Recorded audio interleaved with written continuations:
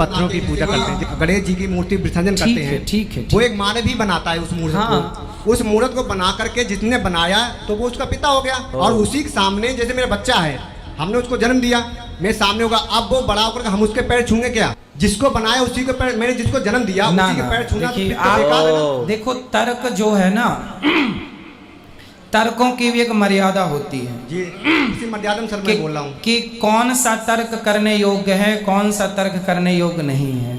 अब आपने कहा जो मूर्तिकार होता है ना बेटा, वो सिर्फ मूर्ति बनाता है। उसने उसको मतलब रूप दिया, ये हाँ रूप दिया, रूप दिया। अच्छा ये बताओ कि मूर्तिकार ने जो रूप दिया वो रूप लाया कहाँ से? वो अपने मेहनत करके माइंड से ना बेटा, आप ठीक कह रहे हैं। हर पत्थर में एक मूर्ति छिपी हुई है। मूर्तिकार ने पत्थर का केवल बाहरी आवरण हटाया, मूर्ति बाहर से लाके पत्थर में डाला नहीं। मूर्ति तो ऑलरेडी पत्थर में थी, बाहरी आवरण हटा दिया तो मूर्ति प्रकट हो गई। और पत्थर की मूर्ति मूर्तिकार तो बनाता है, पर तब तक वो भगवान नहीं होती। जब मूर्ति को ला करके वेद मंत्रों के द्वारा उसकी प्राण प्रतिष्ठा कराई जाती है, तब वो भगवान होते हैं ना बेटा। एक रूप में आप भी भगवान हो, आपकी माँ भी भगवान है। इसलिए तुलसीदास जी ने कहा है, सीय राम मैं सब जग जानी, सब भगवान है। कण कण में है तो श्री कृष्ण, पर बोला जाएगा कि ये संसार है। संसार कुछ नहीं है बेटा, ईश्वर ही संसार है। मिट्टी ही घड़ा है, सोना ही आभूषण है। आभूषण अलग से नहीं आए, गोल्ड ही है। उसी तरह तुम भी भगवान हो, ये भी भगवान है, तुम्हारे बच्चे भी भगवान है, तुम्हारे घर में जो पेड़ लगा है वो भी, तुम्हारी गौ माता, तुम्हारी बकरी, सब ईश्वर है। सीय राम मय सब जग जाने। अगर मैंने सबको अगर ईश्वर माना तो हमारा ये देश आज इतना पीछे क्यों है? बहन ने सवाल किया है कि वो कृष्ण की पुजारी है और जब बुत परस्ती करती है, मूर्ति पूजा करती है, तो उस ईश्वर का फोटोग्राफ रखती है, उस ईश्वर की मूर्ति रखती है ताकि कंसंट्रेशन के लिए, तो इसीलिए वो मूर्ति पूजा करती है। बहन, आपकी हिंदू धार्मिक किताब में लिखा है कि मूर्ति पूजा गलत है, और मैं कई बार कह चुका हूं, फिर से दोहराता हूं कि लिखा है श्वेताश्वेतर उपनिषद में चैप्टर नंबर 4 मंत्र नंबर 19 और यजुर्वेद में अध्याय नंबर 32 मंत्र नंबर 3 में, न तस्य प्रतिमा अस्ति। उस ईश्वर, उस भगवान की कोई प्रतिमा नहीं, कोई फोटोग्राफ नहीं, कोई पिक्चर नहीं, कोई पेंटिंग नहीं, कोई बुत नहीं, कोई मूर्ति नहीं। आपकी मजहबी किताब में साफ तौर पे लिखा है मूर्ति पूजा गलत है। फिर भी हिंदू धर्म के अधिकारी पंडित मुझसे कहते, मैं जब कहता हूं आपके मजहबी किताब में साफ लिखा है गलत है, क्यों करते आप मूर्ति पूजा? तो वो कहते हैं कि मूर्ति पूजा करते हैं, मानते हैं गलत है, लेकिन मूर्ति पूजा करते कंसंट्रेशन के लिए। जब हम हायर लेवल ऑफ कॉन्शियसनेस पहुंच जाएंगे तो मूर्ति पूजा की जरूरत नहीं। पहले शुरुआत में कंसंट्रेशन के लिए मूर्ति जरूरत है, हायर लेवल पे, हायर कॉन्शियसनेस पे मूर्ति की जरूरत नहीं। तो मैं उनसे कहता हूं, उन पंडितों से और आपसे भी, हम मुसलमान हायर कॉन्शियसनेस पहुंच गए, हमें मूर्ति की जरूरत नहीं। मैं इनसे पूछता हूं कि शुरुआत में कहते हैं कि स्टार्टिंग में जरूरत है, बाद में नहीं। जब आप स्कूल में जाते हैं, पहली कक्षा में आप बेसिक सीखते हैं, बेसिक सीखते, कठिन चीज बाद में सीखते हैं, 8वीं 9वीं 10वीं में। तो मैथ्स में अगर कोई कहेगा 2 + 2 = 5, आपने कहेंगे गलत है, मैं जानता हूं। 10वीं में आऊंगा तो कहूंगा कि 2 + 2 = 5, इट इज 4। आप बचपन में ही कहेंगे भाई 2 + 2 4 इज द फाउंडेशन। अगर हर मजहब का फाउंडेशन है कि भगवान की मूर्ति नहीं है, फोटोग्राफ नहीं है, बुत नहीं है, फाउंडेशन ही जब पहले गलत सिखा रहे तो आगे जाके कैसी इमारत बनेगी? तो इसीलिए इन पंडितों से जब मेरी बहस होती है, गुफ्तगू होती है, वो जवाब ही नहीं दे सकते। वो बोलते मानता हूं कि हमारी मजहबी किताब में गलत है, लेकिन फिर भी इनिशियली कंसंट्रेशन के लिए। तो मैं कहता हूं कि हम मुसलमान इनिशियली भी हमें जरूरत नहीं मूर्ति की ना बुत की। हमें हमेशा हक बात कहना चाहिए, और ये साफ तौर पे लिखा है सारी मजहबी किताबों में, चाहे हिंदू मजहब की किताब हो, ईसाई मजहब की, यहूदी मजहब की, इस्लाम मजहब की। मूर्ति पूजा गलत है और हराम है, और हमें इससे दूर रहना चाहिए। हमें खुदा के कलाम पे खुदा के अहकामात पे अमल करना चाहिए, ये दीन के ठेकेदारों के नहीं। अगर आपको लगता है कि जाकिर गलत है, जाकिर को भी छोड़ो, जाकिर इस्लाम में जीरो है। अगर जाकिर वो बात कर रहा है जो खुदा से मिलती है, जो आखिरी पैगंबर से मिलती है, इसीलिए मैं हवाला देता हूं, चैप्टर नंबर वर्स नंबर। इतने हवाले थोड़ी फेंक रहा हूं मैं, आप चेक करो और जाके तहकीक करो, संतुष्ट हो जाएंगे तो अमल करो। तो मैंने इतने हवाले दिया हूं बहन, आप मानते हैं कि बुत परस्ती गलत है अभी? Sir, I completely agree with what you said. माशाल्लाह, आप अग्री करते हैं लेकिन अमल नहीं करते। There's another point of it. So, honestly, I am not such a religion follower. I just believe that I have a God, and even today, I haven't read many of the books of religion. I've just read Bhagavad Gita, and When Bhagavad Gita does it say that you have to do idol worship? Sister, I don't want you to be very religious. At least be little religious. And the basics of religion is that idol worship is haram. Idol worship is forbidden. I am asking you where, which chapter, which verse of Bhagavad Gita tells you that you have to do idol worship? Which verse? so I would like to say the reason I believe in idol worship.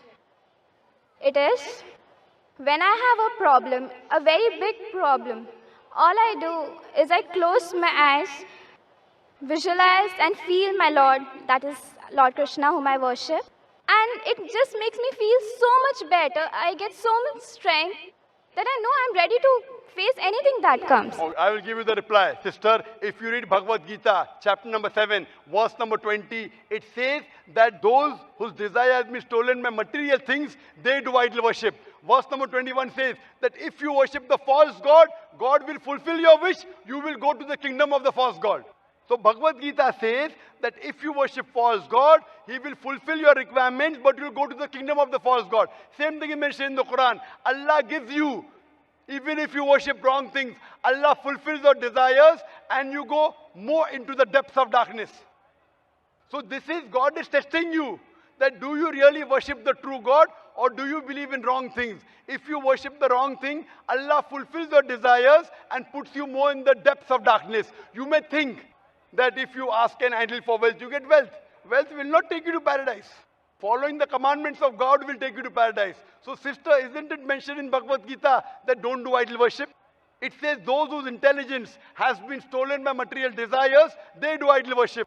So do you mean, I'm asking you, are you a materialistic person? I don't think so. So then why do you do idol worship? You are going against the teachings of Bhagavad Gita. I get it. I would like to think about it. Thank you, sir. Go back home, think about it, read the translation of Bhagavad Gita, and I request you to even read the translation of the Quran. Inshallah, you read the translation of the Quran, and inshallah, I will ask the sisters to give an English translation. And if you are satisfied, it will show you the true direction of how a life should be led. Hope that answers the question, sister. Chaturvedi है और मैं बॉम्बे में 2 साल से as a advocate practice कर रहा हूँ। Doctor साहब, सबसे पहले मैं आपको प्रणाम करना चाहता हूँ कि आप इस्लाम को इतने प्रैक्टिकल तरीके से और प्रॉपर तरीके से इस्लाम जो आवाम है उसमें उसकी अवेयरनेस फैला रहे हैं। इसके लिए सबसे पहले मैं आपको प्रणाम करना चाहूँगा तहे दिल से। सवाल मेरा ये है कि मैं एज इंडिविजुअल मैं सोचता हूँ कि जब से मैं पैदा हुआ हूँ और मैं ब्राह्मण कुल में पैदा हुआ, हिंदू में पैदा हुआ हूँ और मैं नॉन वेज खाता हूँ, मेरे पिताजी के द्वारा मतलब बाय बर्थ चला आ रहा है, but my soul is not always accepting this act of like जो गोश्त खाना है। जैसे आपने अभी अपने नॉर्मल सवालों में भी बताया कि गोश्त खाना कितना ठीक है कितना नहीं ठीक है, लेकिन my soul is not accepting कि ये गलत है। हम अपने बच्चों को जरा चोट लगती है तो हम उनके लिए क्या क्या नहीं करते हैं, कितना दर्द होता है, कितना पश्चाताप करते हैं, लेकिन हिंदुओं में भी कुर्बानी होती है। हाँ, और उनमें ऐसा क्यों नहीं होता? हम ऐसे जस्टिफाई क्यों नहीं कर पाते हैं? भाई साहब कहना चाहते हैं कि उन्हें तकरीर सुनी है और मैं तकरीर से मुतासिर हुए कि मैं इस्लाम को प्रैक्टिकल वे में समझाता हूँ और सही तरीके से। भाई साहब का सवाल है कि वो नॉनवेज खाते हैं लेकिन दिल संतुष्ट नहीं है। नॉनवेज दिल संतुष्ट है तो मत खाओ, खाना फर्ज नहीं है। मैं उसको छोड़ना चाहता हूँ, मैं छोड़ दूंगा भी, ऐसा है। मेरा जवाब सुनिए भाई साहब, आपने सवाल तो पूछ लिया है ना? हाँ हाँ, जवाब तो सुनिए। हाँ बिल्कुल। पूरा हुआ क्या जवाब? अभी शुरू हुआ है। नहीं। इस्लाम में गोश्त खाना फर्ज नहीं है। आप अच्छे मुस्लिम बन सकते 100% शाकाहारी बनने के बाद भी, फर्ज नहीं है इस्लाम में। लेकिन मैंने जो आपको दलील दी वो ये दलील दी कि आप जो कहते अपने बच्चे को चोट लगती है तो दर्द होता है आपको, तो जानवर को चोट लगती दर्द होना चाहिए ना, तो पेड़ पौधे को चोट होती है आपको दर्द नहीं होता है? कैसे इंसान है आप? वही तो मेरा सवाल है कि उसमें हम जस्टिफाई क्यों नहीं करते हैं। हमारा ये है कि इसीलिए मैं कहता हूं, लेकिन पेड़ पौधों की चीख आपको सुनाई नहीं देती। आपने मेरा जवाब सुना कि नहीं?